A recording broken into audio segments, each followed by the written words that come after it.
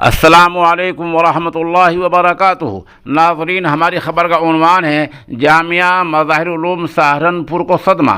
دوسری خبر کا عنوان ہے مدرسہ خیر العلوم بہار کو صدمہ، اور تیسری خبر کا عنوان ہے تحریک پیام انسانیت حیدرآباد کو صدمہ۔ خبر تھوڑی تفصیل سے سن لیں۔ جامعہ مظاہر علوم سہارنپور کی شورا کے رکن اور عالمی تبلیغی جماعت کے شورا کے رکن حاجی رحمت اللہ بنارسی کا گزشتہ روز انتقال ہو گیا ہے۔ انا للہ و انا الیہ راجعون۔ پسماندگان میں 3 لڑکے اور 4 لڑکیاں ہیں۔ دوسرا انتقال مولانا توحید صاحب کا ہوا ہے۔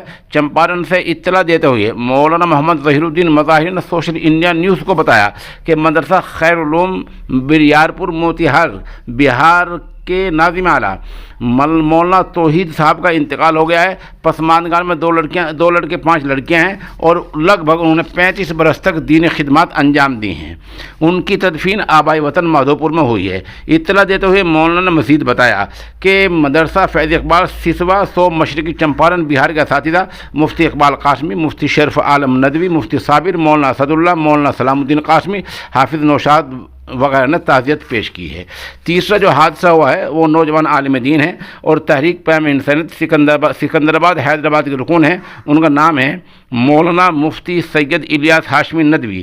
ان کا انتقال ہو گیا ہے۔ یہ اطلاع سوشل انڈیا نیوز کو خانقاہ بوڑیا کے ترجمان مفتی محمد ناصر ایوب ندوی مدد العالی نے دی ہے۔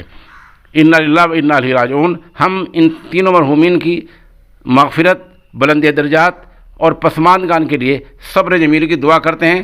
آپ سے بھی یہی درخواست ہے۔